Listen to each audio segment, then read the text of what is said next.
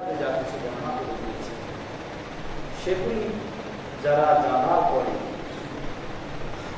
পাওয়ার পরে সেগুলিকে গোপন করে রাখতে চায় তাদের অত্যন্ত ভয়ঙ্কর শাস্তি সম্পর্কে আল্লাহ রাব্বুল আলামিন এই আয়াতে বর্ণনা করেছেন।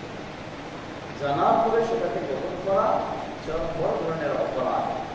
তাই আবু হুরায়রা রাদিয়াল্লাহু আনহু বলছেন যে এই আয়াত যদি আল্লাহ নাযিল না করতেন তাহলে আমিও রাসূল সাল্লাল্লাহু আলাইহি ওয়াসাল্লামের কাছ থেকে অনেক শুনেছি, সেগুলি গণনা করতাম না।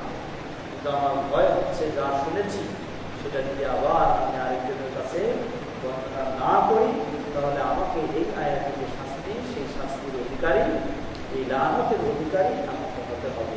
এই আশঙ্কায় আমি এই বর্ণনা দিয়েছি।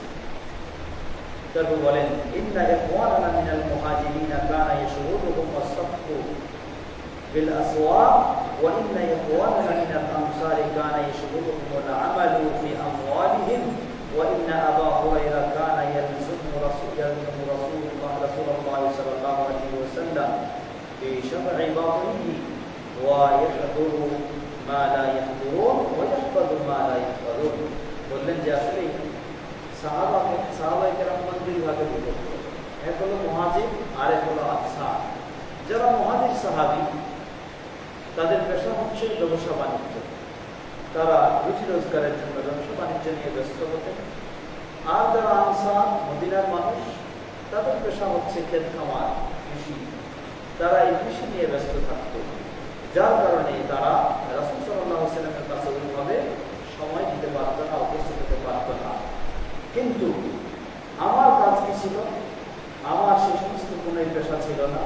আমার একটাই পেশা ছিল যে আমার পেটে যদি কিছু যায় এটি যথেষ্ট, আর কিছু প্রয়োজন নেই। আমি সর্বসময় রাসূল সাল্লাল্লাহু আলাইহি ওয়াসাল্লামের সাহায্যে থাকতাম, যার ফলে তারা যেই সময় থাকতে পারত না আমিও সেই সময় থাকতাম, তারা যা কিছু জানতে পারত না আমি সেই সব কিছু জানতে পারতাম। এই সুযোগটি এই কারণে আমার ছিল। এবং বুখারী রাহিমাহুল্লাহ এই হাদিস নিয়ে সেই উৎসাহিত করতে চাচ্ছেন আমাদেরকে যে রাসূল সাল্লাল্লাহু আলাইহি ওয়াসাল্লামের সাহাবায়ে কেরামগণ যারা কিভাবে আল্লাহ রাসূল সাল্লাল্লাহু আলাইহি ওয়াসাল্লাম থেকে দ্বীন গ্রহণের জন্য, দ্বীন শেখার জন্য উৎসাহী ছিলেন এবং সংরক্ষণের জন্য সবসময় তারা তৎপর ছিলেন। এবং বুখারী রাহিমাহুল্লাহ এখানে আরো দুটি হাদিস নিয়ে এসেছেন আবু রাদিয়াল্লাহু আনহুর বিষয়। তাহলে সেই হাদিস থেকে আমরা পেলাম আবু রাদিয়াল্লাহু আনহু না ব্যবসা বাণিজ্য না ক্ষেত খামার কোনো পেশায় তিনি জড়িয়ে যাননি। তার একটাই পেশা ছিল, একটাই নেশা ছিল রাসূল সাল্লাল্লাহু আলাইহি ওয়াসাল্লামের কাছ থেকে কিভাবে দিতে পারি, শিখতে পারি, এটাই। দ্বিতীয় এই হাদিসে আরেকটি বিষয় আস্তে আস্তে আবু রাদিয়াল্লাহু আনহু কিভাবে এত হাদিস সংগ্রহ হয় তিনি বর্ণনা করতেছেন। তিনি বললেন কুনতু ইয়া রাসূলুল্লাহ ইন্নী আসমাউ মিনকা হাদিসান কাসীরান আন সাআ। ইয়া আল্লাহর রাসূল সাল্লাল্লাহু আলাইহি ওয়াসাল্লাম, আমি আপনার কাছ থেকে অনেক হাদিস শুনি, কিন্তু সেই হাদিসগুলি কি আবার ভুলে যায়। শুনি ঠিকই কিন্তু ধরে রাখতে পারি না, ভুলে যায়। যখন এটা বললেন ক্বালা উবসুতের যাকা ফাবাসাতুহু ক্বালা ফাদারাকা বিয়াদাইহি বিয়াদাইহি ফাদারাকা বিয়াদাইহি সুম্মা ক্বালা যুমাহু ফাদামাতুহু কামা নাসিতু শাইআন বা'দাহু। রাসূল সাল্লাল্লাহু আলাইহি ওয়াসাল্লাম আবু হুরায়রা রাদিয়াল্লাহু আনহু বললেন, ইয়া আবু হুরায়রা, তোমার গায়ে যে চাদর সেই চাদরটা একটু দাও। দিলেন। দেওয়ার পরে রাসূল সাল্লাল্লাহু আলাইহি ওয়াসাল্লাম সেই চাদরটা দুই হাত দিয়ে সেটাকে যেন করে দিলেন, দোয়া করে দিলেন। দোয়া করার পরে বললেন, আবু হুরায়রা, এই চাদর এখন তোমার গায়ে জড়িয়ে নাও। তিনি বললেন, বর্তমান কিন্তু অতঃপর আমি সেই চাদরটা আমার গায়ে জড়িয়ে দিলাম। জড়িয়ে নিলে তিনি বলতেছেন, যেদিন আমাকে আল্লাহ রাসূল সাল্লাল্লাহু আলাইহি ওয়াসাল্লাম এই চিকিৎসা দিলেন সেদিনের পর থেকে আর আমি কোনোদিন যা শুনেছি, যা দেখেছি, কোনোদিন কিছুই আর করি না। তাই আবু হুরায়রা রাদিয়াল্লাহু আনহু বেশি হাদিস সংরক্ষণের এটা একটি বড় গুরুত্বপূর্ণ দিক। তিনি রাসূল সাল্লাল্লাহু আলাইহি ওয়াসাল্লামের বিশেষ দোয়ার মাধ্যমে তার স্মৃতিশক্তিকে আল্লাহ রাব্বুল আলামিন মজবুত করে দিয়েছেন, যার ফলে তিনি সেগুলিকে সংরক্ষণ করতে পারতেন। অন্যতম আরেকটি হাদিস এসেছেন عن أبي هريرة رضي الله عنه قال حدثت من رسول الله صلى الله عليه وسلم بعائن فأما أحدهما فبثثته وأما الآخر فلو بثثته بع هذا বললেন যে আমি রাসূল সাল্লাল্লাহু আলাইহি ওয়াসাল্লামের কাছ থেকে দুই ধরনের জিনিস সংরক্ষণ করেছি। এক ধরনের জিনিস সেগুলিকে আমি শুনেছি, সংরক্ষণ করেছি, অতঃপর সেগুলি মানুষকে জানিয়ে দিয়েছি। আরেক ধরনের জিনিস এমন সেগুলিকে শুনেছি বটে, কিন্তু সেটা আমি প্রচার করতে পারছি না। যদি আমি প্রচার করি তাহলে যেন আমার গলা কেটে দেওয়া হবে। অর্থাৎ যেগুলি ফিতনার যুগে যখন সেগুলি কঠিন বিষয় ছিল সেগুলি কথাই বলছেন। তো ইমাম বুখারী রাহিমাহুল্লাহ নিয়ে এসেছেন যে কোরআন এবং সুন্নাহর এই দ্বীনি জ্ঞান সেটাকে সংরক্ষণের বিষয়ে যে তিনি নিয়ে এসেছেন, নিয়ে এসে তিনি আমাদেরকে উৎসাহিত করছেন সেই কোরআন এবং সুন্নাহর জ্ঞান সংরক্ষণের জন্য।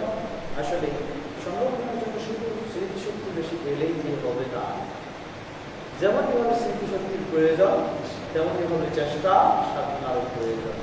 আমাদের কাছে বহু মানুষ রয়েছে যার স্মৃতিশক্তি অনেক সুন্দর, খুব ভালো, খুব মজবুত, কিন্তু দেখবেন যে সে কোরআন সুন্নাহর ধারে সে কোন খেলাধুলা কেমনে কি করতে হয়, কোন কুইজ কেমনে কি করতে হয়, কোন চিন্তা কোথায় কাটাতে হয়, সেগুলি নিয়ে সে ব্যস্ত। শুধু স্মৃতিশক্তি পেলেই যে আপনি অনেক কিছু হয়ে যাবেন এমনটি নয়, বরং আপনাকে চেষ্টা করতে হবে। আর চেষ্টা করলে আল্লাহ রাসূল সাল্লাল্লাহু আলাইহি ওয়াসাল্লাম যেমনভাবে আবু হুরায়রা দিয়েছেন, দোয়া করে দিয়েছেন, বা আল্লাহ সুবহানাহু ওয়া তাআলা তাকে যেমনভাবে তৌফিক দিয়েছেন, আমরাও যদি চেষ্টা করি অবশ্যই কিছু না কিছু হলেও আমাদের পক্ষে সম্ভব হবে। চেষ্টা করতে হবে। আমাদের বিশেষ করে যেটা অনেক সময় আমরা বলি, আমাদের সন্তানদের কথাও যদি আমরা চিন্তা করি, দেখা যায় যে আমাদের দেশে মাদ্রাসা শিক্ষা যে নাই তা না আছে, কিন্তু মাদ্রাসা শিক্ষা আমরা আমাদের সন্তান কাউকে মাদ্রাসা করতে দিই। যে ছেলেটাকে দেখি ভালো মেধাবী একে দিই আমরা স্কুলে, আর যে ছেলেটাকে দেখি একটু দুর্বল মানে চলতেছে না সেই ছেলেটারে দিই কোথায়? তাহলে মাদ্রাসার জন্য যদি এই দুর্বল ছেলেদেরকে বাছাই করি তাহলে এরা কেমনি আবার মেধাবী হবে, কেমনি বড় শিক্ষিত হবে? তাদের সম্ভব নয়। এই জন্য যাদের যে ধরনের মেধাবী তাদেরকে আমাদের সেভাবেও কোরআন এবং সুন্নাহর সাথে সম্পৃক্ত করতে হবে, তাহলে তাদের পক্ষেও সম্ভব হবে। যার প্রমাণ যেমন ডক্টর জাকির নায়েক বা এই ধরনের ব্যক্তিরা প্রমাণ আমাদের সামনে, যে এই ধরনের মেধাবী আমাদের সন্তানদেরকেও যদি আমরা তাদেরকেও কোরআন সুন্নাহর আলোকে গড়ে তুলতে চেষ্টা করি তাহলে তারাও কোরআন সুন্নাহ সম্পর্কে পারদর্শী হবে, এ সম্পর্কে তারাও অভিজ্ঞ হবে। অবশ্যই সন্দেহ নেই। আসুন আমরা চেষ্টা করবো আমাদের জীবনে যেন আমরা কোরআন সুন্নাহর আলোকে নিজেরাও ইসলামের এই সমস্ত জ্ঞান, এই সমস্ত বিষয়গুলি জানার সুযোগ লাভ করতে পারি এবং আমাদের সন্তানদেরকেও যেন সেই আলোকে আমরা শিক্ষা দিতে পারি। আল্লাহ আমাদের সকলকে সে তৌফিক দান করুন।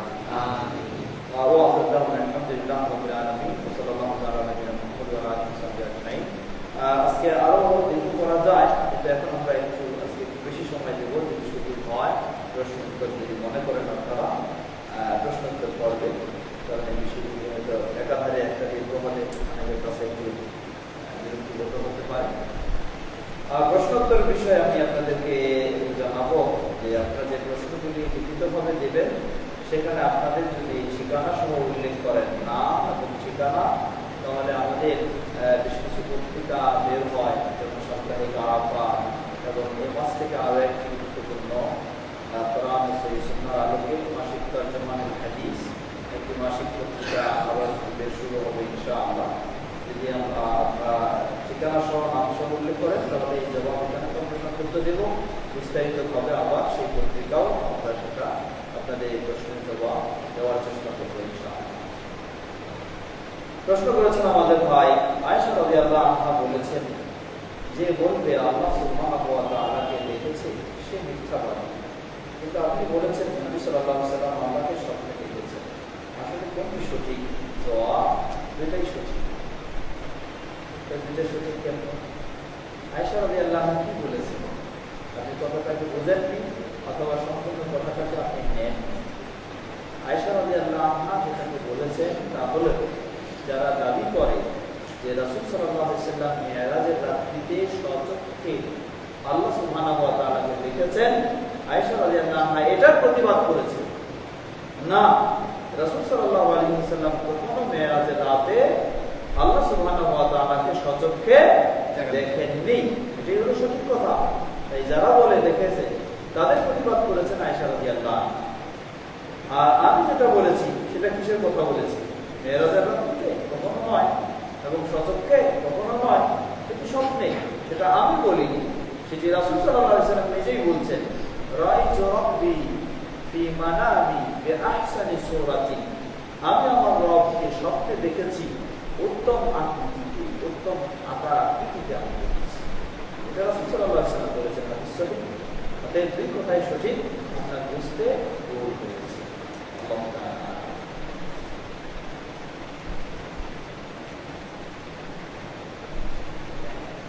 আমাদের প্রশ্ন করেছেন, যেটা আমরা অনেক সময় বলি যে আসলে ইসলামের অনেক গুরুত্বপূর্ণ বিষয় রয়েছে ঈমান আকীদা হলে, যেগুলি না হলে আমাদের ঈমান আকীদাটাই সুন্দর হচ্ছে না, শুদ্ধ হচ্ছে না। আমাদের উচিত সেইগুলি বিষয় জিজ্ঞাসা করেও জেনে নেওয়া। কিন্তু আমরা অনেক সময় এমন কিছু প্রশ্ন করি, যে প্রশ্ন যেমন আমাদের ভাই প্রশ্ন করেছেন যে গন্ধম ফল আগে কে খেয়েছিলেন, মা হাওয়া নাকি আদম আলাইহিস সালাম? এই প্রশ্নগুলোর প্রয়োজন নেই। কারণ গন্ধম ফল কে খাইলেন, কেন খাইলেন, এটা জটিল কোনো বিষয় নয়। সেখানে জটিল বিষয়টা কি? আল্লাহ সুবহানাহু ওয়া তাআলা, জটিল বিষয় ছিল আল্লাহ সুবহানাহু ওয়া তাআলা তাদেরকে যে নিষেধাজ্ঞা জারি করেছিলেন, তারা সেটাকে কি করেছিলেন? অমান্য করেছিলেন। এটা হলো মেইন বিষয়। এখানে কি ফল খাইলেন আর কে খাইলেন আগে, এটা নয়। জবাব সেখানে মূলত আদম আলাইহিস সালামের চেয়ে হাওয়া আলাইহিস সালাম তার ভূমিকাটাই ছিল বেশি।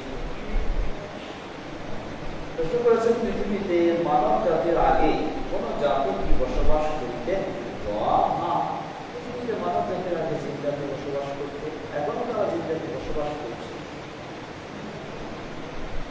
প্রশ্ন, লিখিত প্রশ্ন শেষ, মৌখিক প্রশ্ন পর্বে আমরা যেতে পারি।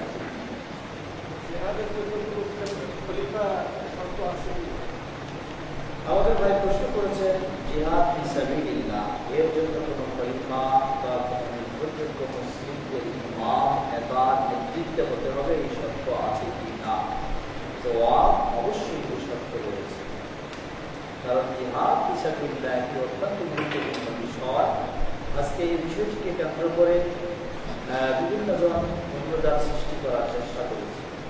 কেউ জিহাদ ফি সাবিলিল্লাহকে অস্বীকারের পর্যায়ে চলে গেছে, আবার কেউ জিহাদ ফি সাবিলিল্লাহকে কেন্দ্র করে বাড়াবাড়ি সীমালঙ্ঘনে চলে গেছে। জিহাদ ফি সাবিলিল্লাহ অবশ্যই একটি গুরুত্বপূর্ণ বিষয়, যে অবশ্যই নির্ভরযোগ্য, গ্রহণযোগ্য, সঠিক নেতার নেতৃত্বে, তার আনুগত্যে এটা হতে হবে। না হলে জিহাদের উদ্দেশ্যেই কখনো সফল হবে না, বরং হিতে বিপরীত হবে, যেটা হয়েছে অনেক জায়গায় হয়েছে। অবশ্যই সেই ধরনের নির্ভরযোগ্য ইমাম এর নেতৃত্ব হতে হবে, যেটা আল্লাহ রাসূল সাল্লাল্লাহু আলাইহি ওয়াসাল্লাম বলেছেন স্পষ্ট। সেটা এমন একজন ইমাম, যে ইমাম সামনে নেতৃত্ব দিয়ে এই কাজ পরিচালনা করবে। কারণ ইমাম সেখানে বলা হয়েছে হাদিসে, ওয়াল ইমাম মুজুন্নাতুন, ইমামটা হবে ঢাল স্বরূপ, নেতা যিনি, তিনি হবেন ঢাল স্বরূপ। মানে কি? নেতাকে সামনে রেখে তার অনুসারীরা অগ্রসর করবে। কিন্তু আমাদের জিহাদের কাজ যে নেতারা দিচ্ছে, তারা পিছনে কি লুকায় থেকে উস্কানিমূলক শুধু জিহাদের জন্য মানুষকে নামাই দিয়ে পরিবেশটাকে আরো নষ্ট করে দিচ্ছে। এটা কখনো শরীয়তসম্মত ইমামের বৈশিষ্ট্য নয়। প্রশ্ন করেছেন, যে সমস্ত ইমাম গণতন্ত্রকে সমর্থন করে ও চাই, তাদের পিছনে নামাজ পড়া যাবে? জবাব, প্রচলিত গণতন্ত্র বা পাশ্চাত্যের গণতন্ত্র এটি কখনোই ইসলাম সম্মত নয়। অতএব এটাকে, এখানে দুটি দিক রয়েছে। একটা দিক হল, কেউ যদি মনে করে বা বলতে চায় যে কোরআন এবং সুন্নাহর আলোকে বা ইসলামের আলোকে এটাই হলো সঠিক, এবং এই ধরনের সে বিশ্বাস করে, ওইটাকে করতে হবে, এরকমই যুক্তি করে থাকে, তাহলে এমন ইমামের অবস্থানটা খুবই ভয়ানক অবস্থা। এটা হলো একদিক। দ্বিতীয় দিক হল, কেউ যদি মনে করে যে এই বিষয়টা শরীয়তসম্মত বা শরীয়ত অনুযায়ী নয়, কিন্তু এই পরিবেশে এটা ছাড়া আপনার অগ্রসর হওয়ার কোনো পথ নাই, ভালো করে খেয়াল করবেন, এটা শরীয়তসম্মত বিষয় নয়, কিন্তু এই পরিবেশে এটা ছাড়া অগ্রসর হওয়ার উপায় নাই, এটার মধ্য দিয়ে অগ্রসর হতে হবে, জেনে শুনে যে এটা খারাপ, এটা নিষিদ্ধ, এটা ইসলামের বৈধ নয়, তাহলে এই ব্যক্তির হুকুম আর সেই ব্যক্তির আগের ব্যক্তির হুকুম দুজনের সমান নয়। এই ব্যক্তির হুকুম হবে সে অপরাধী বলে গণ্য হবে, কিন্তু তার ঈমান নষ্ট হয়ে গেছে কি বলতে পারবেন না, সে অপরাধী বলে গণ্য হবে। যেমন একজন মানুষ সে বিশ্বাস করে বা সে তার ধারণা যে সুদ আবার কেন নিষিদ্ধ, এটা এক প্রকার ব্যবসা, অতএব অসুবিধা নেই, এটা কেউ যদি ধারণা করে তাহলে তার ঈমান থাকবে না, তার ঈমান হারিয়ে যাবে, নষ্ট হয়ে যাবে। আরেকজন মনে করে যে না, সুদ অবশ্যই ইসলামে হারাম এবং ইসলামে একটি জঘন্যতম অপরাধ বলে চিহ্নিত করা হয়েছে, এই সুদ থেকে আমাদেরকে সতর্কভাবে বেঁচে থাকতে হবে। এরপরও যদি কোনোভাবে সে জড়িয়ে যায় তাহলে সে অপরাধী বলে গণ্য হবে, তার ঈমান নষ্ট হয়ে গেছে, বাতিল হয়ে গেছে, দুর্বল হয়ে গেছে বলতে পারবেন, কিন্তু বাতিল হয়ে গেছে এটি বলতে পারবেন না, বরং তাকে বলতে হবে আপনি অপরাধী। যে এই অপরাধী যেমন সেই অপরাধীটাও তেমন। অতএব এই ধরনের ঈমান এর পিছনে সালাত জায়েজ হবে। দ্বিতীয় ধরনের যেটা বলছি যে এটাকে স্বীকার করে যেটি শরীয়তসম্মত নয়, কিন্তু মনে করে যে প্রয়োজনে বা বেকায়দায় করে তাকে মেনে নিতে হয়েছে, কিন্তু সে স্বীকার করে যে এটা ইসলাম সম্মত নয়, তাহলে এমন ইমাম যদি হয়ে থাকে তাহলে আমরা বলবো যে তিনি একটি অপরাধে জড়িয়ে গেছেন, কিন্তু তার ঈমান বাতিল হয়ে যায়নি। তার চেয়ে ভালো ইমাম পাওয়া গেলে তার পিছনে সালাত আদায় করবে না, যদি তার চেয়ে ভালো ইমাম না পাওয়া যায় তাহলে তার পিছনে সালাত আদায় যায়। আল্লাহ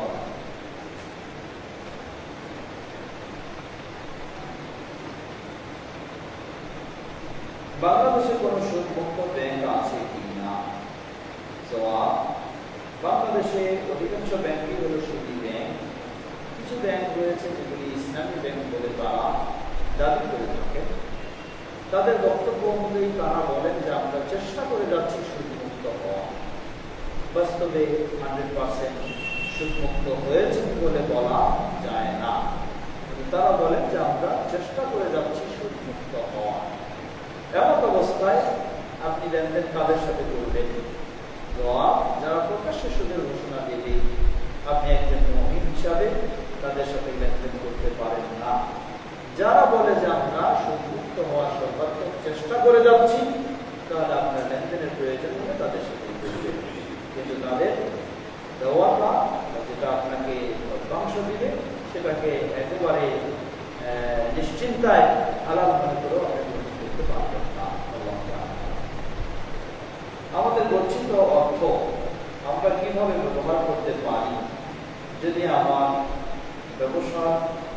ব্যবসা করার কোনো উপায় না থাকে, কিভাবে ব্যবহার করতে পারি? আসলে গচ্ছিত অর্থ আপনার যদি নিজের ব্যবসা করার মতো সামর্থ্য, যোগ্যতা, সাহস না থাকে, তাহলে কোনো যদি আপনি বিশ্বস্ত নির্ভরযোগ্য ব্যক্তি পান, তাকে ব্যবসার জন্য আপনি দিবেন শরীয়তসম্মত পদ্ধতিতে, সেই ব্যবসার লভ্যাংশ আপনাকে দেবে, সেই হিসাবে আপনি এটাকে কাজে লাগাতে পারেন। আমার বিশ্ববিদ্যালয়ে যে ম্যাডামরা থাকে বা যারা পড়ায় আমাদেরকে, তারা অধিকাংশ সময় মানে পর্দার থাকে না। আমরা তাদের দিকে তাকাই থাকি, তাদের লেকচার শুনি। তা আমরা ওখানে কি করতে পারি? এই সমস্ত পরিবেশ যদি একান্ত এমন না হয় যে না গেলে উপায় নাই, এই পর্যায়ে না যাওয়া পর্যন্ত সেই পরিবেশগুলি বর্জন করাই উচিত। সেখানে ভালো নিরাপদ পরিবেশ, সেটা থেকে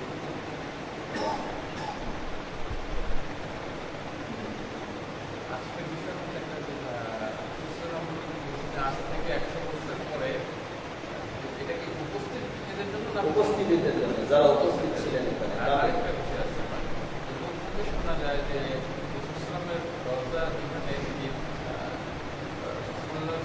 এখানে আরেকটা খবর খালি আছে,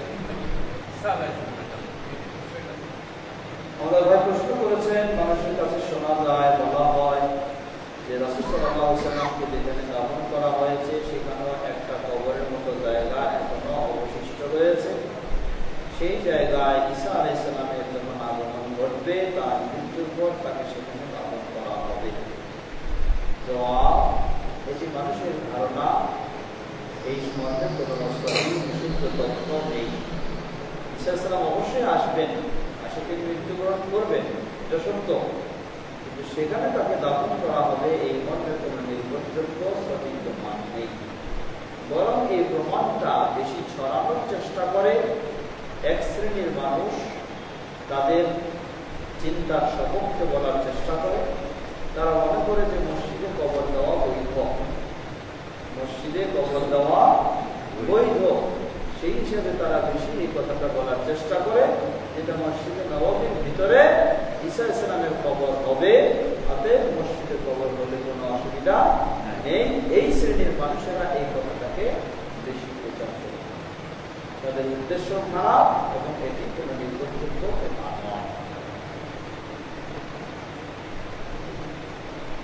আমি আমার ভাইকে বলছিলাম যে সহিহ বুখারীর যা যা বলা আছে তা মেনে চলা উচিত। সে ভাই নামাজ পড়ে মাশাআল্লাহ, তাকে আমি যখন বলছিলাম যে হ্যাঁ সহিহ বুখারীতে এটা আছে এটা আছে, আপনার এটা মেনে চলা উচিত অন্য হাদিস থেকে, তো তখন বলছিল না, অন্য হাদিস আছে যেগুলি ওগুলিও মানতে হবে। যদি তুমি সহিহ বুখারী আর মুসলিম নিয়ে শুধু থাকো তাহলে এটা তো কুরআন মাজিদের মতো হয়ে গেল, যে তুমি ওটাকে অন্ধভাবে বিশ্বাস করছো। এটা তখন শোনার পর আমার মনে হচ্ছে তাহলে কথা তো ঠিক, যে তাহলে এটাও তো হয়ে যাচ্ছে। এখানে আপনার বক্তব্য? হ্যাঁ, প্রশ্ন হচ্ছে, কেউ বলেছে যে সহিহ বুখারী আর মুসলিম শুধু নয়, অন্য হাদিসও মানতে হবে। যদি শুধু এই দুটোর কথা বলা হয় তাহলে এগুলিকে তো কোরআনের মতোই বানায় নেওয়া হয়। জবাব, তার এই চিন্তাটি সঠিক নয়, চিন্তাটি ভুল। তবে হ্যাঁ, আমরা এটা বলবো, আমরা কখনো বলি না যে শুধু সহিহ বুখারী আর মুসলিম ছাড়া কিছু মানা যাবে না, এই কথাটা কখনো বলি না, হতে পারে নাই। কথা হবে আমাদের সহিহ হাদিস মানতে হবে। সেই সহিহ হাদিস হতে পারে সহিহ বুখারীতে, হতে পারে আবু দাউদে, হতে পারে তিরমিজিতে, হতে পারে মুসান্নাফ ইবনে আবি শাইবাতে, যে কোনো গ্রন্থ হতে পারে। তবে তুলনামূলক সেই সহিহ হাদিসের জন্য নির্ভরযোগ্য গ্রন্থ হলো এক নম্বরে সহিহ বুখারী, দুই নম্বরে হচ্ছে সহিহ মুসলিম। আর বাকি অন্যান্য গ্রন্থগুলি এই ধরনের সহিহ দিক থেকে নির্ভরযোগ্য নয়, সেগুলিতে সহিহও রয়েছে, অন্যটাও রয়েছে। তো আমরা এটা কথা কখনো বলবো না যে শুধু সহিহ বুখারী মুসলিম মানবো, এই কথা কখনো আমরা বলি না, এটা কখনো কারো হওয়া উচিত নয়। মানবো সহিহ হাদিস, সেটা সহিহ বুখারী মুসলিমে থাকুক আর আবু দাউদ তিরমিজিতে যেখানেই থাকুক। তবে কোনো হাদিস যদি একই হাদিস, একই বিষয়ের যদি হাদিস পাওয়া যায় সহিহ বুখারীতে, পাওয়া যায় আবু দাউদে, তাহলে সেখানে অবশ্যই সহিহ বুখারীর হাদিসকে আবু দাউদের উপরে প্রাধান্য দেওয়া হবে। এটা আমাদের কথা নয়, এটা গোটা বিশ্বের মুসলিম সমাজের কথা।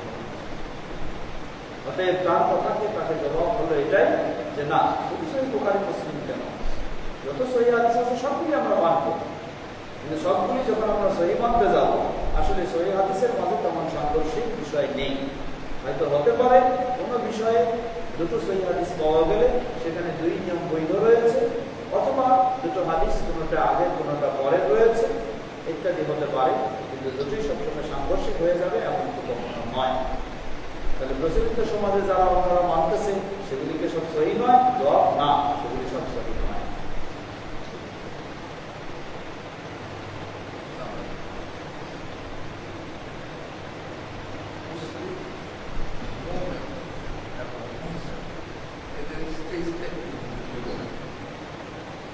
আমাদের ভাই প্রশ্ন করেছেন মুসলিম, মুমিন এবং মুহসিন এদের স্তরটা কি ধরনের হতে পারে?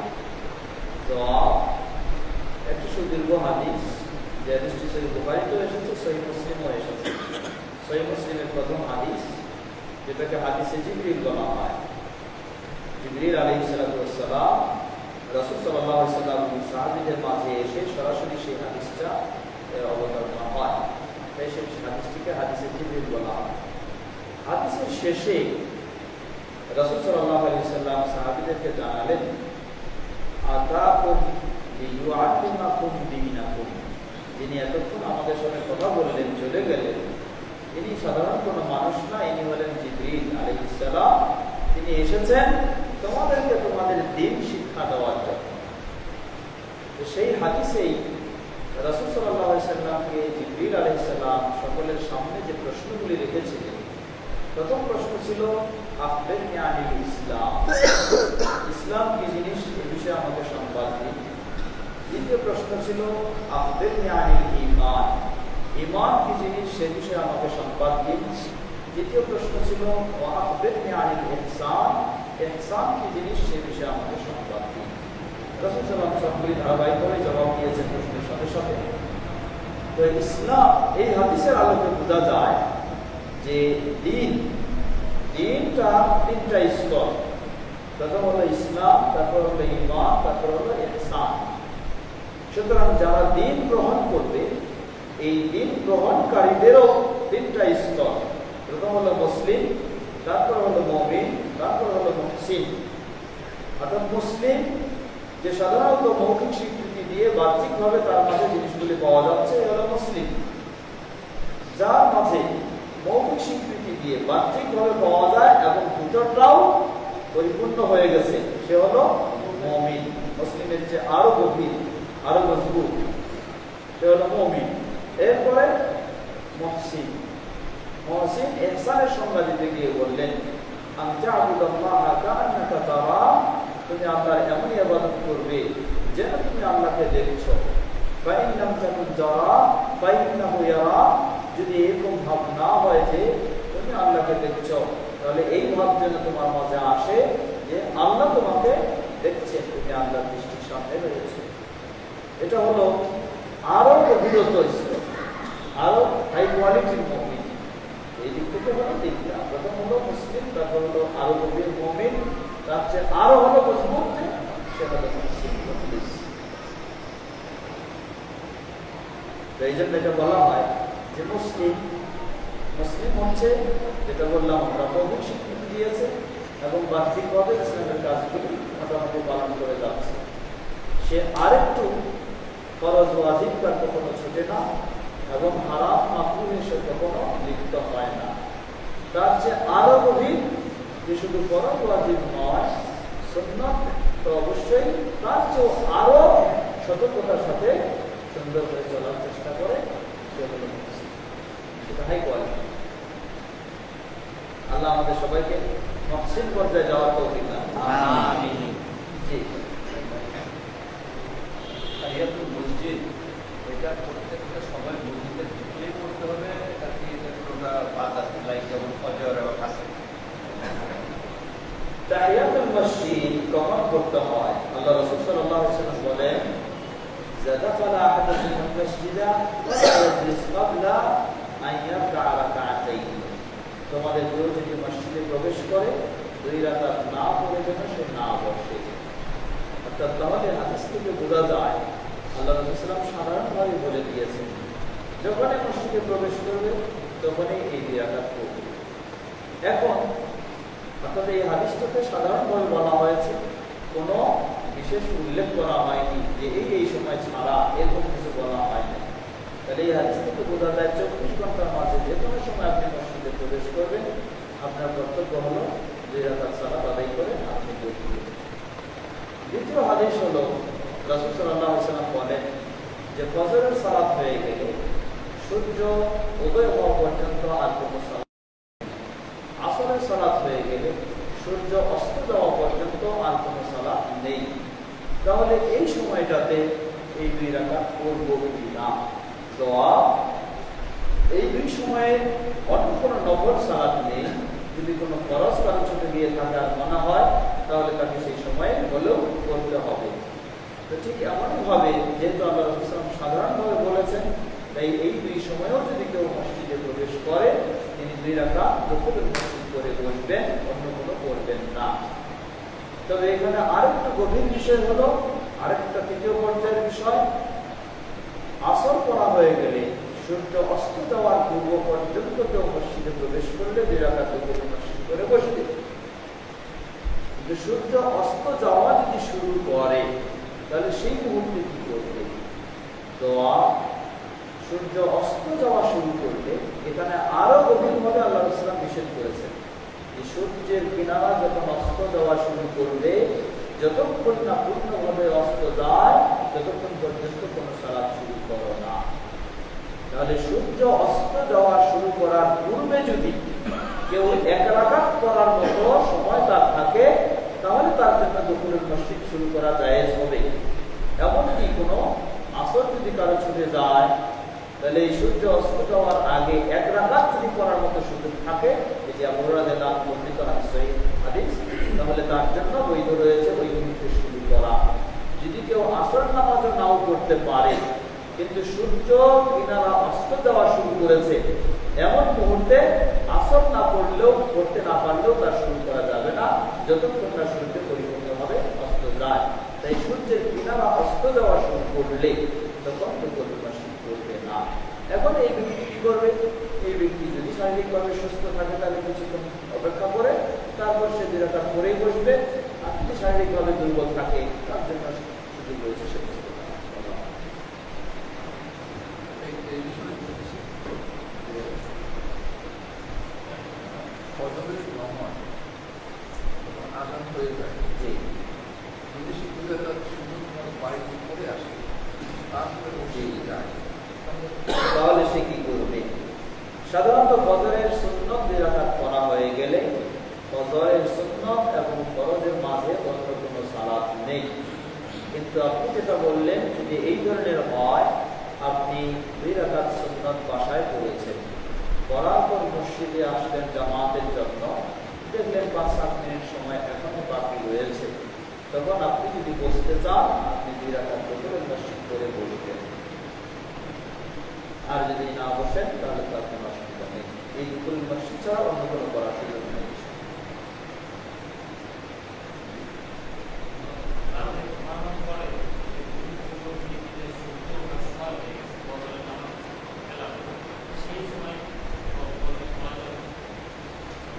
কোন ব্যক্তির যদি কোনোদিন ব্যতিক্রম হয়, ঘুম থেকে ফজরের সময় যথাসময় টের পায়নি, তাহলে সেই ব্যক্তির কর্তব্য হলো, রাসূল সাল্লাল্লাহু আলাইহি ওয়াসাল্লাম বলেন, যখন কেউ সালাত থেকে ঘুমিয়ে থাকে, যখনই জাগবে তখনই সে সালাত আদায় করবে।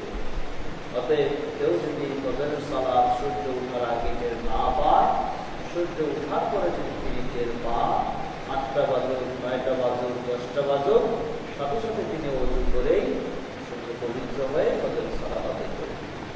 তবে এটা যদি কেউ আবার নিয়মিত অভ্যাস করে নিয়ে ফেলে তাহলে তার জন্য বৈধ নয়। সূর্য উঠছে না, সূর্য ওঠা ফজরের ক্ষেত্রেও একইভাবে আল্লাহ রাসূল বলেন, ফজরের সালাতও যদি সূর্য ওঠা শুরু করার আগে 1 রাকাত যদি সে পড়তে পারে, এতটুকু যদি তার সময় থাকে 1 রাকাত পড়তে পারবে, তাহলে সে শুরু করবে। আর যদি দেখা যায় যে 1 রাকাত পড়ার মতো সময় নেই, তাহলে সে অপেক্ষা করবে সূর্য পূর্ণভাবে উঠে যাওয়ার পরে।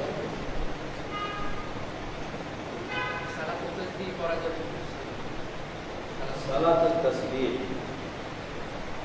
সালাতুত তাসবিহ, এই সালাত নিয়ে কিছু মতামত রয়েছে। কারণটা হলো, সালাতুত তাসবিহ বলা হয় এমন একটা সালাত, 4 রাকাত সালাতে 300 বার একটা তাসবিহ পাঠ করা, সুবহানাল্লাহ, আলহামদুলিল্লাহ, ওয়া লা ইলাহা ইল্লাল্লাহ, ওয়াল্লাহু আকবার।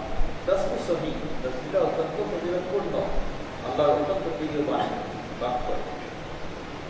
তো 4 রাকাত সালাতে প্রতি রাকাতে 75 বার করে মোট 300 বার এই তাসবিহ পাঠ করা হয় সালাতে, যার কারণে এই সালাতের নাম দেওয়া হয়েছে সালাতুত তাসবিহ। সালাতুত তাসবিহ বৈধতা কতটুকু? সালাতুত তাসবিহ সংক্রান্ত প্রমাণিত হয়েছে যে হাদিসগুলিতে, সেই হাদিসগুলি নিয়ে কথা রয়েছে। এই হাদিসগুলি যদি এককভাবে বিচার করা যায়, তাহলে সব হাদিসগুলি জয়ীফ, সবগুলি দুর্বল, গ্রহণযোগ্য নয়। এজন্য অনেকেই সালাতুত তাসবিহ এর ভিত্তি নেই বলেই বর্ণনা দিয়েছেন, সালাতুত তাসবিহ সঠিক নয় এটা বলেছেন, যারা এককভাবে এই হাদিসগুলিকে বিচার করেছেন। আবার এই হাদিসগুলিকে যদি সমষ্টিগতভাবে বিচার করা যায়, তাহলে সেখানে কেউ গ্রহণযোগ্য বলেছে, যেমন শেখ আলবানী রাহিমাহুল্লাহ, তিনি আবু দাউদে সালাতুত তাসবিহ হাদিসগুলি সমষ্টিগতভাবে তিনি হুকুম দিতে গিয়ে বলেছেন সহিহ গায়রিহি, এটা সহিহ, গ্রহণযোগ্য। তো সেই দৃষ্টিকোণ থেকে যদি সেই গ্রহণযোগ্য মতটি কেউ দিতে চায়, তাহলে তার জন্য কোনো জায়েজ রয়েছে, করতে পারে। তবে এটি এমন নয় যে জীবনে একবার করতেই হবে, অর্থাৎ এই সপ্তাহে একবার করতেই হবে, না পারলে মাসে একবার, না পারলে বছরে একবার, না পারলে জীবনে একবার, এমন অপরিহার্য 9 বা 80 নম্বর হিসাবে কেউ যদি করতে চায় করতে পারে। সে আলবানী রাহিমাহুল্লাহ যেভাবে হাদিসের হুকুম দিয়েছেন সে আলোচনা আল্লাহ সমষ্টিগত কথাটা কি? সমষ্টিগত মানে কোনটা? সমষ্টিগত বলতে বোঝায় একটি হাদিস একাধিকভাবে সেটাকে বিচার করলে সেটা পাওয়া যাচ্ছে দুর্বল। এই দুর্বলগুলির স্তর রয়েছে, কতটা এমন দুর্বল যে এটা কখনোই কোনোভাবেই গ্রহণযোগ্যতার পর্যায়ে যেতে পারে না। আবার কত হাদিস রয়েছে এমন তার মাঝে দুর্বলতা রয়েছে, কিন্তু দুর্বলতাটা এতই স্বল্প যে এটা বিভিন্ন সাপোর্ট দলিলের মাধ্যমে, সাইড দলিলের মাধ্যমে এটাকে সবল করা সম্ভব হতে পারে। এটা হচ্ছে সমষ্টিগত দলিল। জি,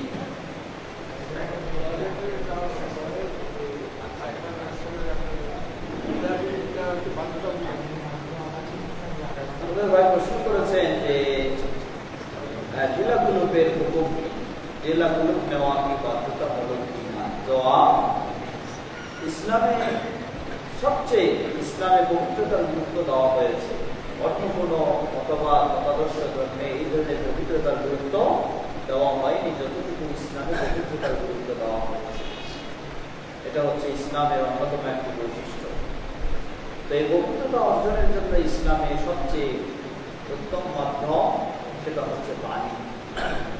পানি যদি কেউ না পায় তাহলে বিকল্প হিসাবে ক্রীড়াগুলো সেই পবিত্রতা পরিচ্ছন্নতা অর্জনের মাধ্যম। পানি যখন পাবে তার জন্য কখনো ঢিলাগুলো বা ইত্যাদি নেওয়ার প্রয়োজন নেই।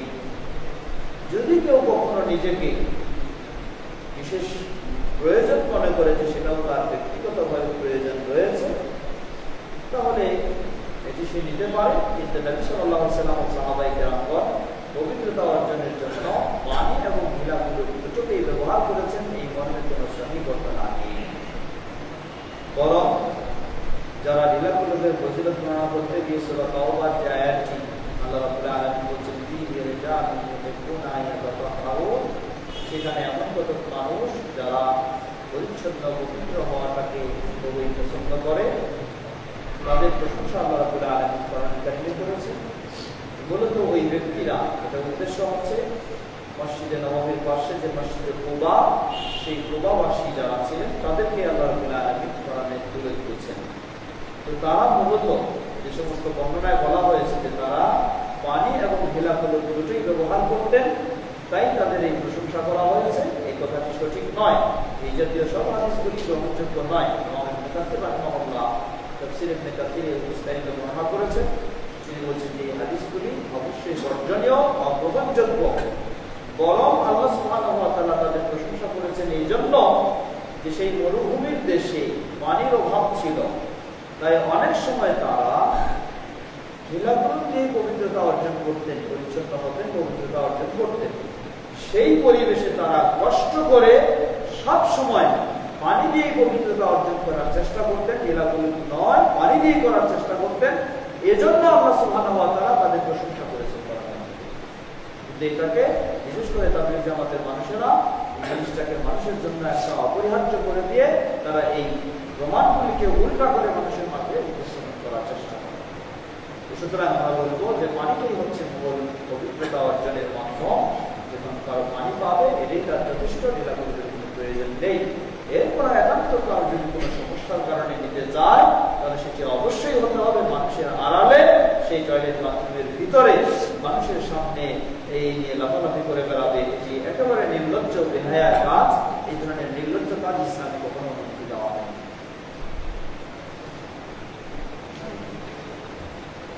আমাদের মধ্যে এবং শিয়াদের মধ্যে বেসিক ডিফারেন্স কি? তারা কি হাদিস কোরআন বিশ্বাস করে না, নাকি ডিফারেন্স?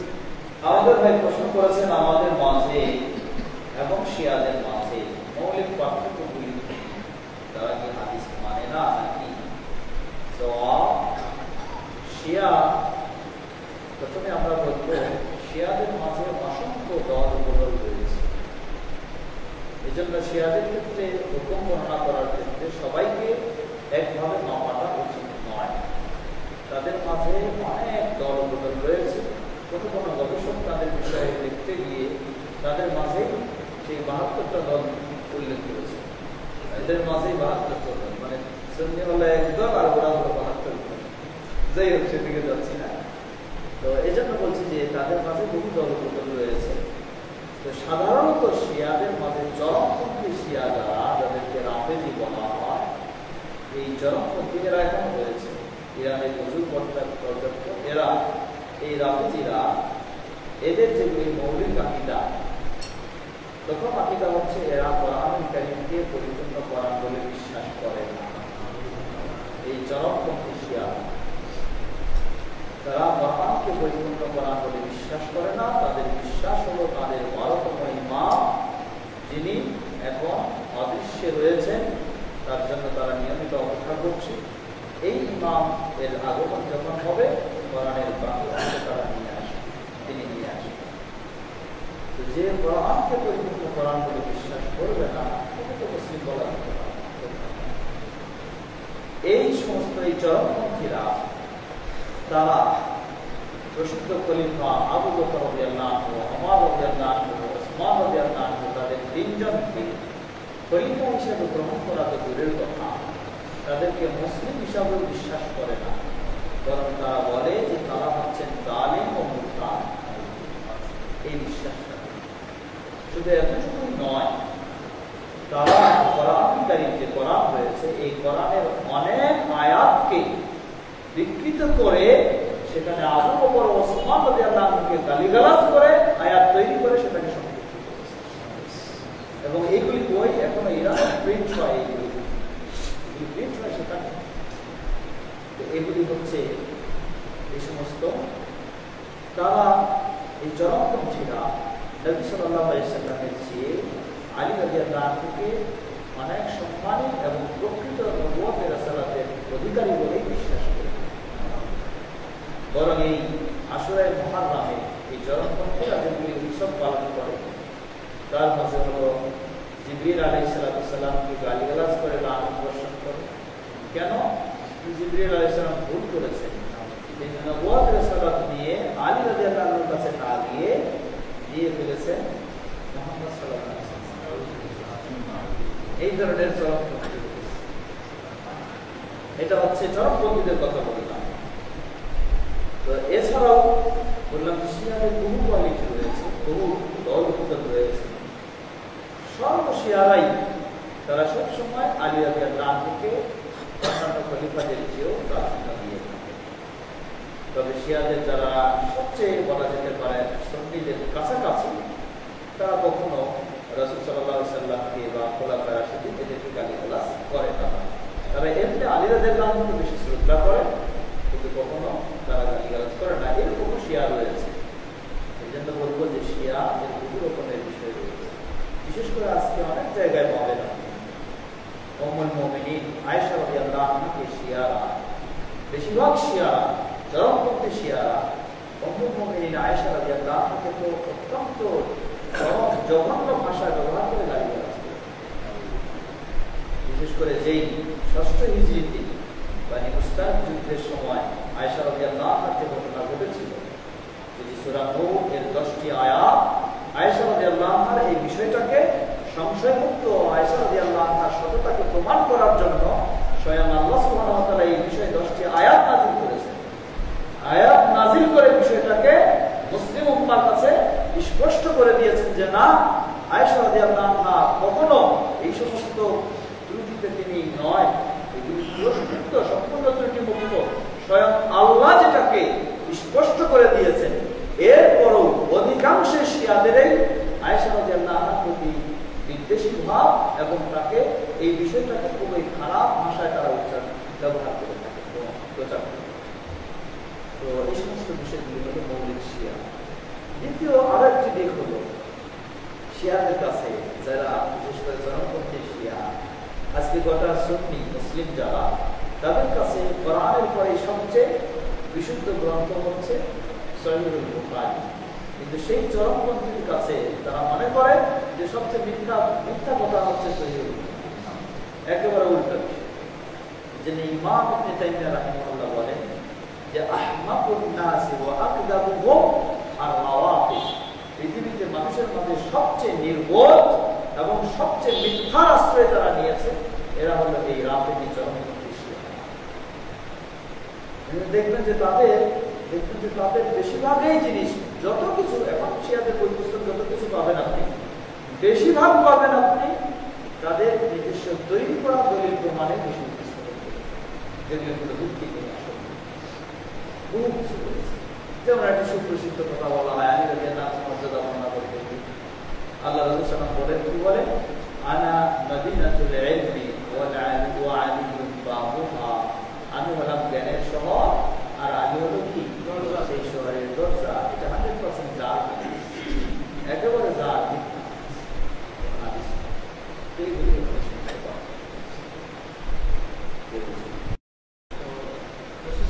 হাদিস যেগুলো সহিহ হাদিস, ওগুলা ছাড়া অন্যান্য যে সমস্ত হাদিস, এগুলোকে হাদিস বলা হচ্ছে। বলে যে ওগুলাকে আমি হাদিস বলবো, ওগুলা হাদিসে অন্তর্ভুক্ত না। যেগুলা রসুলের বাণী ওগুলাই হাদিস, যেগুলো সহিহ প্রমাণিত ওগুলোকে হাদিস জ্ঞানে এখনো রাখা আছে, এগুলোকে হাদিস বলা হচ্ছে। এগুলিকে কি বলবেন? কে বলতে গল্প, এটা আসলে এটা কোনো ভিত্তি নেই যে হাদিস, এগুলি সবই হাদিস। হাদিস শব্দটি শাব্দিক অর্থ, শাব্দিক অর্থ হলো বাণী। আল্লাহ সুবহানাহু ওয়া তাআলা কোরআন কারীমে হাদিস বলেছেন, কোরআন ও হাদিস রাসূল সাল্লাল্লাহু আলাইহি ওয়াসাল্লামের বক্তব্য, কথা, কাজ, সম্পত্তি সেগুলো হাদিস। এখন সহিহ আর দাঈফটা কেন আসলো? রাসূল সাল্লাল্লাহু আলাইহি ওয়াসাল্লামের যুগে তো কোনো দুর্বল হাদিস ছিল না। রাসূল সাল্লাল্লাহু আলাইহি ওয়াসাল্লামের যুগে যা ছিল সবই কি সবল, সবই সবল, দুর্বল বলতে কিছু ছিল না। এটা শুরু হয়েছে কখন? শুরু হয়েছে সাহাবীদের পরবর্তী থেকে শুরু হয়েছে, যখন ইসলামের নামে কেউ ইসলাম দরদি হয়ে, কেউ ইসলাম বিদ্বেষী হয়ে এই সমস্ত জিনিস গজামে ঢুকানোর চেষ্টা করেছে, তখন থেকে এগুলি শুরু হয়েছে যাচাই বাছাই। এবং মূলত এই যাচাই বাছাইয়ের গুরুত্বটা রাসূল সাল্লাল্লাহু আলাইহি ওয়াসাল্লাম তার জীবদ্দশায় দিয়েছেন। আল্লাহ রাসূল বলেন, সেই বুখারী হাদিস, তিনি বলেন, মান কাযাবা আলাইয়া মুতাআম্মিদান ফালিয়াতাবাওয়া মাকআদাহু মিনান নার। যে ব্যক্তি আমার বিষয়ে ইচ্ছা করে জেনে শুনে কিছু মিথ্যা বানায় বলবে, সে যেন তার স্থান জাহান্নামে। এই সতর্কবাণী উচ্চারণ কেন করলেন তার জীবদ্দশায়? নিশ্চয়ই একদিন না একদিন এটা বের হবে, দেখা দিবে। তাই আল্লাহ রাসূল সাল্লাল্লাহু আলাইহি ওয়াসাল্লাম কি করেছেন? আল্লাহর পক্ষ থেকে নির্দেশিত হয়ে এই সতর্কবাণী উচ্চারণ করেছেন। ওদের বাণী সেগুলি সবই, কিন্তু সেগুলি কি নয়, সেগুলি সঠিক নয়, সেগুলি গ্রহণযোগ্য। কোরআনে আসছে যে যখন আমাদের সামনে কোরআন তেলাওয়াত করা হয় তখন তো মন দিয়ে শুনবে। তো স্যার এখন আমি ধরেন বাসায় কোনো কাজ করছি, কেউ এসে কোরআন তেলাওয়াত করা শুরু করলো, তখন কি আমার উপর ওয়াজিব যে কাজ বন্ধ করে আমি তেলাওয়াত শুরু করতে? হ্যাঁ, কোরআন মাজিদ আল্লাহ সুবহানাহু ওয়া তাআলা বলেন, ওয়া ইযা কুরিয়াল কুরআন ফাসতামিউ লাহু ওয়া আনসিতু লাআল্লাকুম তুরহামুন। যখন কোরআন পড়া হবে, পাঠ করা হবে, তোমরা মনোযোগ সহকারে শোনো এবং নীরব থাকো। আশা করা যায় তোমরা রহমত লাভ করবে। তাহলে আপনার বাসায় বা কোনো জায়গায় যদি এরকম কেউ কোরআন পড়া শুরু করে দেয়, আপনার কর্তব্য আপনি মনোযোগ সহকারে নীরবে শুনবেন। তবে এখানে আপনার যেমন এটা কর্তব্য, যারা পাঠ করবে তাদের কিছু কর্তব্য আছে। যেখানে সেখানে গিয়ে এখানে শুরু করে দিবে, মানুষকে বিপদে ফেলবে, এটাও তো ঠিক। তাদেরও কর্তব্য রয়েছে যে বুঝে শুধু তাকে কি করতে হবে, করতে হবে।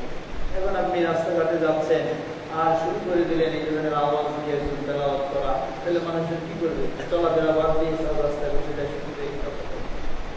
এই জন্য যে তেলাওয়াত করবে তাকেও চিন্তা ভাবনা করে করতে হবে যে মানুষকে যেন সেই বিপদে না। হাফেজদের সম্মানের হাফেজ করার জন্য, মানে আমার মামাতো ভাই একটা হাফেজ, ওকে যখন ওকে মানে বলতো যে হাফেজ হওয়ার জন্য, বড় হয়ে তার হাফেজ বলতো যে আমাকে সম্মান দেবে, আমাকে সূর্যের আলোর সম্মান, অনেক মানে মর্তবা দান করতে থাকে কি আমাদের ময়দানে, আসলে ময়দানে সূর্যের আলোর সমান মুকুট দেবে বা শান্তি। এরকম বা আবার অনেকেই বলে এরকম যে অনেক উজ্জ্বল কি দিবে, মা বাবাকে এমন মুকুট দিবে যেটা সূর্যের আলোর চাইতে উজ্জ্বল, বা এরকম সত্যি কিছু আছে কিনা, বা তাদের সম্মান। মা বাবা সন্তানকে যদি কোরআন কারীমের হাফেজ বানায়, তাহলে তার ফজিলত ও মর্যাদা সংক্রান্ত যেটাকে আমাদের কি নূরের টুপি পরানো হবে, মুকুট পরানো হবে, এই জাতীয় হাদিস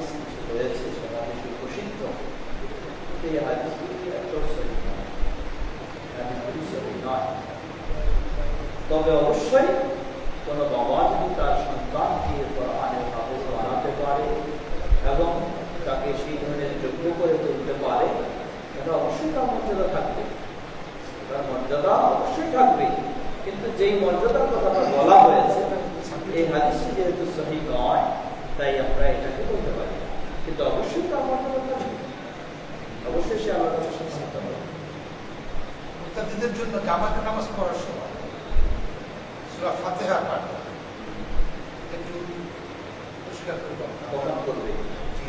পড়বে কি পড়বে না ফজর নামাজের সময় বাসা? আমাদের ভাই প্রশ্ন করেছেন, মুক্তাদি যখন ইমামের পিছনে থাকবে, বিশেষ করে যে সমস্ত সালাতের আওয়াজের সাথে কেরাত পাঠ করা হয়, যেমন এশা, মাগরিব, ফজর, সেগুলোর ক্ষেত্রে মুক্তাদি সূরা ফাতিহা পাঠ করবে না?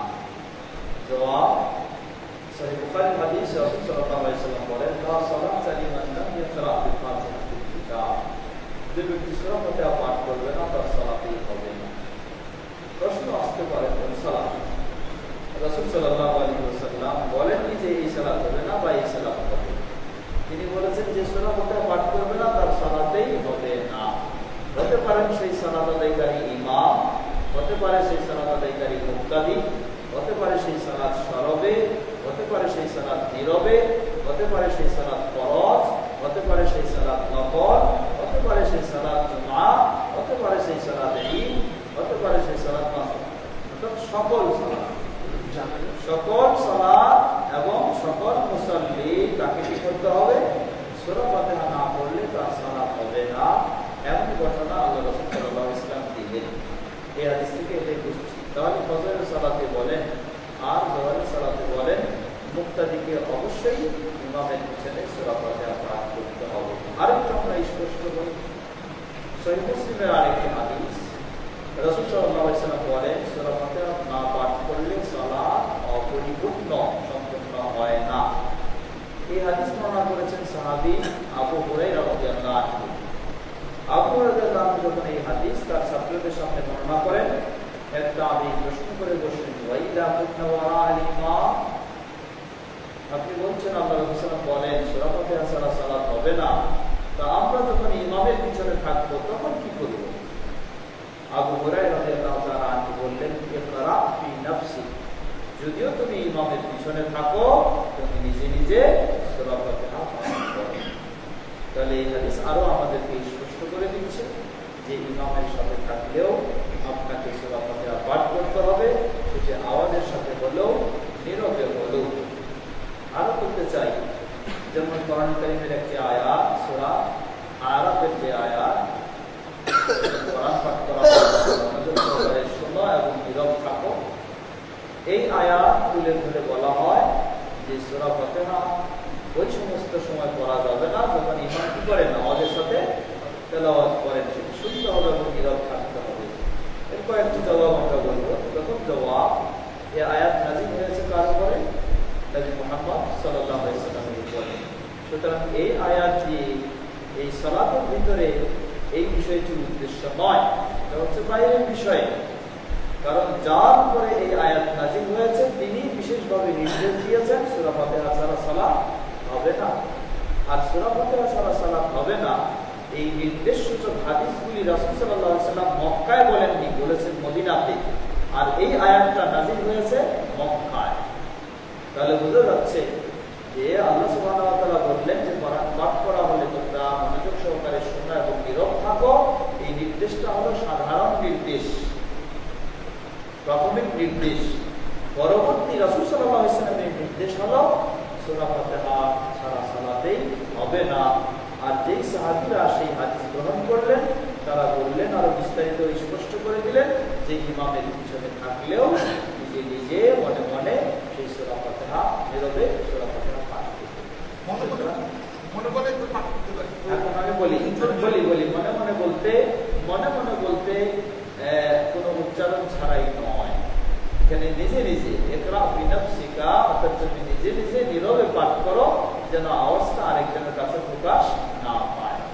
উচ্চারণ অবশ্যই করতে হবে, মনে মনে উচ্চারণ। সুতরাং প্রতি সালাতে অবশ্যই সূরা ফাতিহা। এখন কেউ বলতে পারেন যে সূরা ফাতিহা কোন সময় করব? জবাব, আপনি সময় করার জন্য দুটি দিক রয়েছে। বিশেষ করে আব্দুল্লাহ ইবনে মুবারক রাহিমাহুল্লাহ তাআলা তিনি বলছেন যে সূরা ফাতিহা পড়বেন আপনি ইমামের আয়াতের ফাঁকে ফাঁকে পড়বেন। ইমাম যখন আলহামদুলিল্লাহ রাব্বিল আলামিন আপনি সেই সাথে পড়ে দেবেন, আর রহমানির রহিম আপনি সেই সাথে পড়বেন, এভাবে ফাঁকে ফাঁকে। তারপরে হয়তো পড়া যাবেই না, তারপরে সবাই তো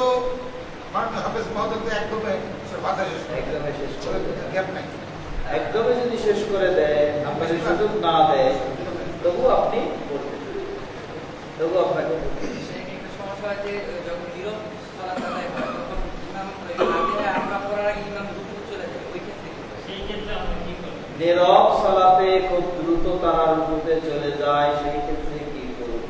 আপনি যখন জানেন যে এই বেচারা তো দ্রুতই চলে, মানে এই ট্রেন স্টেশনে আসে বেশিক্ষণ থাকে না, মাত্র 1 মিনিট সময় দেয়, আপনাকে চেষ্টা করতে হবে 1 মিনিটের মধ্যে ট্রেনে উঠতে, সেই প্রস্তুতিতে রাখতে হবে।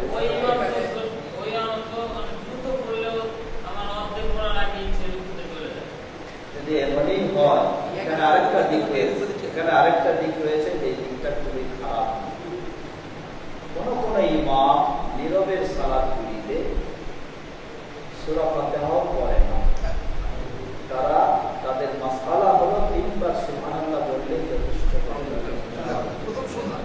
হ্যাঁ, এটা মাসআলা তাদের হানাফি মাযহাবের এটা মাসআলা যে দ্বিতীয় 2 রাকাতে 3 বার সুবহানাল্লাহ বললেই যথেষ্ট হবে, সূরা ফাতিহা না পড়লেও চলবে।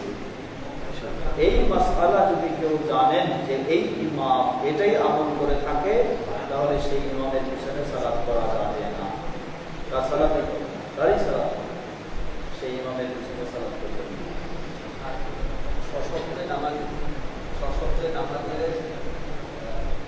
ইমাম কেরাত করতেছে, ওই সময় কি আমি মনে মনে কেরাত করতে পারবো? ওই কেরাতটাই যেটা উনি করতেন। না, আপনার অনুমতি রয়েছে শুধু সূরা ফাতিহা, এর বেশি অনুমতি নেই।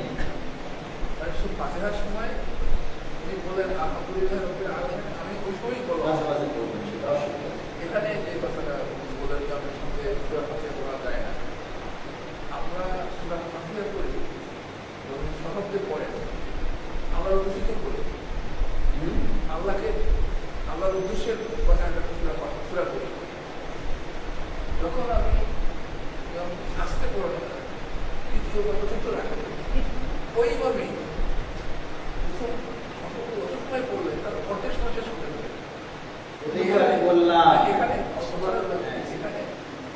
আমি যদি সূরা ফাতিহা পড়ি আল্লাহর উদ্দেশ্যে, তাহলে আমাকে এক স্টেজে দেবে। যদি নীরবে আমি তাড়াতাড়ি পড়ি, মানে হয় তারা জানতে রিয়া করতেছে, লোকের সময়ের জন্য করতেছে, আস্তে আস্তে সশব্দে আস্তে আস্তে করতেছে, আর যখন কেউ শুনতেছে না তখন তাড়াতাড়ি রিয়া হয়ে যায় না।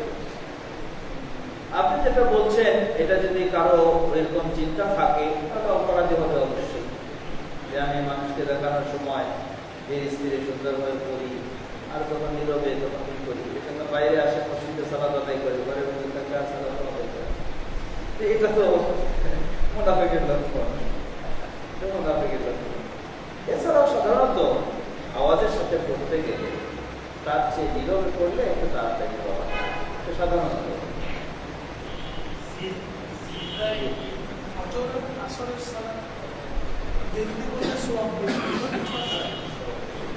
ফজর এবং আসরের সালাত দেরিতে পড়লে সওয়াব বেশি, এই ধরনের নয়, বরং একটি হাদিস রয়েছে, সেটি হচ্ছে ইসফারু বিল ফাজরি ফাইন্নাহু আ'জামু লিল আজরি আও কামা ক্বাল, তোমরা ফজর ফর্সা করে পড়ো তাহলে বেশি সওয়াব রয়েছে। এটি শুধু ফজরের ক্ষেত্রে, আসরের ক্ষেত্রে না।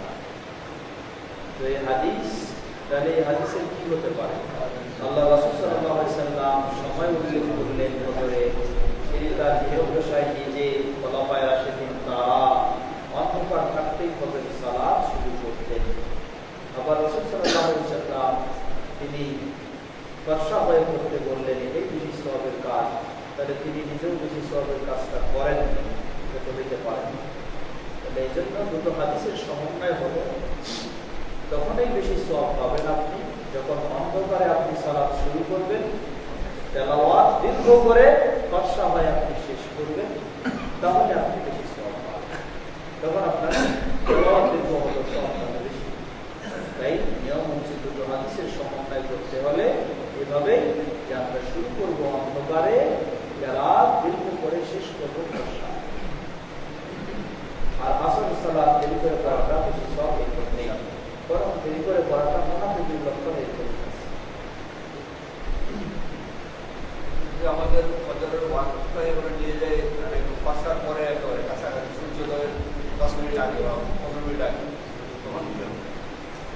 যদি সূর্য উদয়ের আগে হয় তাহলে জামাত যদি এটা ছাড়া না পান জামাতের সাথে তাদের সাথে তার আগে কি আমরা বাসায় করে নেব? বাসায় আপনি পড়বেন তখন, বাসায় আমি বলি বাসায় পড়বেন তখন যখন সালাত তার ওয়াক্তের মধ্যে পড়া হবে না, তখন আপনি বাসায় পড়ে নেবেন সঠিক সময়ে, এরপর তাদের সাথে জামাতে অংশগ্রহণ করবেন। আর যদি জামাত প্রথম ওয়াক্তে হচ্ছে না কিন্তু ওয়াক্তের মধ্যে হচ্ছে, তাহলে আপনি জামাতের প্রাধান্যের জন্য সেইখানে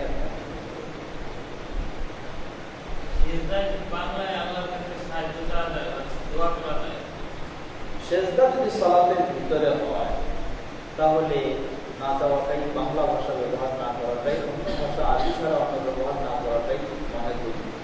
কেউ কেউ হয়তো নকলের অনুমতি দেয়, কেউ তো দিতে পারে, আমি না তাহাজ্জুদে দোয়া আসলে হলো কি, কিছু তো পাইতে হলে চেষ্টা করতে হবে। আমি ভালো জিনিস একটা দিতে চাই, ওই জন্য চেষ্টা করবো না। এটা এখন সেজদা যদি কেউ দোয়া করতে চায় তাহলে তার হাদিসের যত দোয়া রয়েছে সেগুলি সেজদায় করতে পারবে। আর নিজের ভাষা আরবি দিয়ে যদি নিজের বিষয়গুলি উপস্থাপন করতে না পারে তো সালাত ছাড়া দোয়া রয়েছে, সেজদা ছাড়াও দোয়া রয়েছে। দোয়ার বিষয়টা সেজদায় উত্তম, কিন্তু সেজদায়তে সীমাবদ্ধ নয়, সেজদা ছাড়াও উত্তম। আমাদের মধ্যে আজানের সময় কাছে এসে গেছে, একটু এখন শেষ করি। আজকে দীর্ঘক্ষণ আপনাদের মত বিনিময় বা প্রশ্ন উত্তর করবো, আমরা এটাও অনেকের এই বিষয়টি অনেক কিছু ক্লিয়ার করার সুযোগ দেবো। আলহামদুলিল্লাহ, চিন্তাবাদের বিষয়গুলি আমরা শুনলাম, সেগুলি যেন ভালোভাবে উপলব্ধি করে আমরা আমাদের জীবনে মেনে চলতে পারি। আল্লাহ